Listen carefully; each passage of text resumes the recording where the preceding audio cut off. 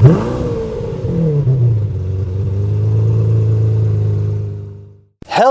and welcome back to the channel, everyone. This is Motor Mike Media. As always, I'm Motor Mike, and today this is going to be my EV rant part 2. Now, if you guys didn't check out my first EV rant, it's down below in the description for you guys, or you can always check out my channel. I'd really appreciate it. But let's get down to business. What's my thoughts on EVs? Do I like them? Yeah, absolutely. Now, do I like them more than a combustion engine vehicle? No, I don't. So I'm someone that always tells people to be open-minded. Don't be completely loyal to one brand. Always keep your options open. Hey, if you've never been in a combustion engine vehicle before, get into one. If you've never been to an EV, get into one. Because it's good to have different experiences and different opinions upon things. Now, my biggest problem with EVs as of right now is the affordability and a little bit with practicality. Now, I'll get to practicality in a little bit here. But you guys know it, when you see all these cool new EVs coming out, some of them have amazing numbers, crazy horsepower, great torque. Some look amazing, some look hideous, but a lot of these vehicles are over $100,000. Some of them are starting in the $60,000 range.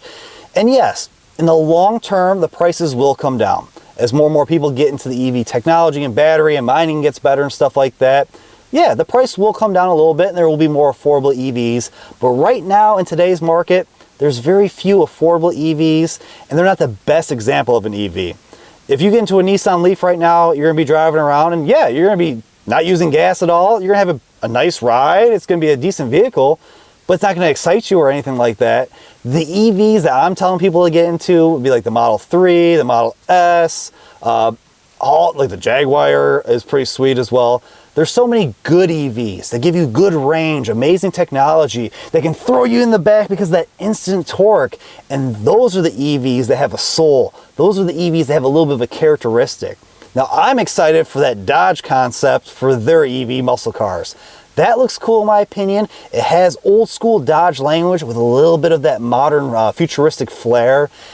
It makes a sound. It's not the best sound, but it's different, it's unique, and you know that car's gonna be so fast. There's gonna be so many videos of people doing burnouts, donuts, drag racing. People that say EVs don't have a soul. Is it true? Not necessarily. Some of those cheap EVs that aren't the best, those ones are kind of soulless, but some of those nice EVs, the ones that aren't affordable, those are great EVs.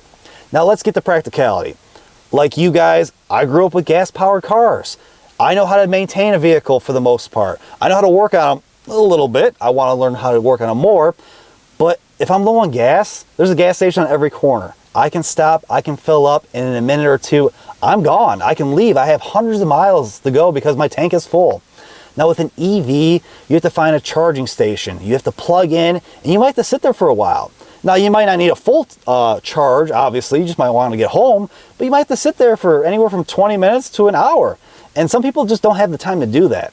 Now, are EVs practical? Yes. They're just not quite as practical as gas cars. Could you get to an EV right now across America? Yeah, of course. Lots of ways. You can go all the way up, you can go all the way down, you can go right through the middle.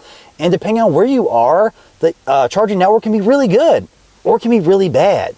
We're in this weird change right now where depending on where you are, some areas are really investing in it, some are kind of lagging on it.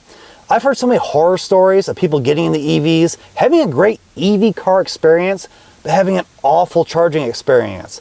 Finding broken charging networks, going to multiple stations that are just down, not working, or finding a plug-in finally that wasn't blocked or being used, and they plug in and the charging rate was supposed to be very high, charging them quickly, but it's just trickle charging, and they have to sit there for absolutely ever, and it's just not the best.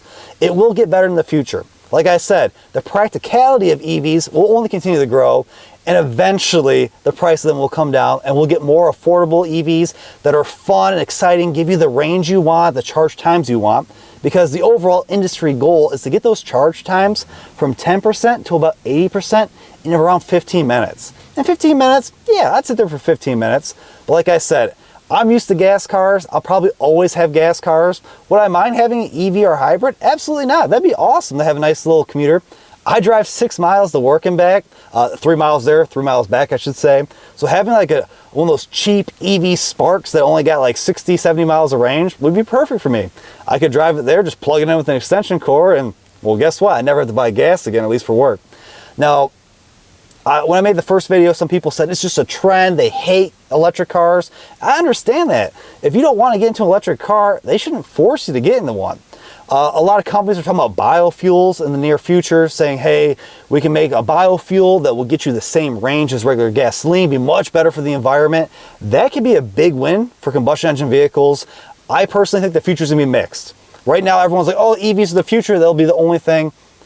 Maybe at some point, but for a while, gas will be around. Gas, diesel, there's going to be a lot of hybrids. We're going to have EVs.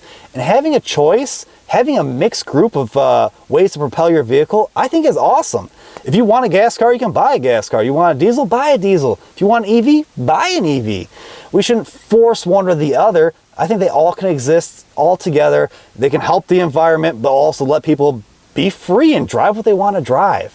And, well, obviously combustion engines are more affordable than EVs, at least right now. But I want to know what you guys think. Do you like EVs? Do you hate EVs? Do you like gas? Do you hate gas? And why? Do you think this is a trend where EVs will be real popular for a couple of years and kind of not completely die off, but only be like 30% of the market and stay around there? Do you think EVs will completely take over the next 10, 15 years? Or are you kind of like me, where you think everything will kind of coexist? EVs might take over the majority for a little bit. That's counting hybrids as well. And everything can kind of work together for at least, 10, 15, 20 years or so. Please let me know all your thoughts and opinions down below. And if you haven't already and you want to, please check out my channel. I keep trying to give you guys more and more content. It's about cars, trucks, crossovers, and SUVs, combustion engines, and EVs, a little bit of everything. But please like, comment, subscribe, hit that notification bell. That way you guys can stay up to date with the latest and greatest from my channel. And as always, I truly, truly appreciate you all for watching, and I'll see you all in the next one.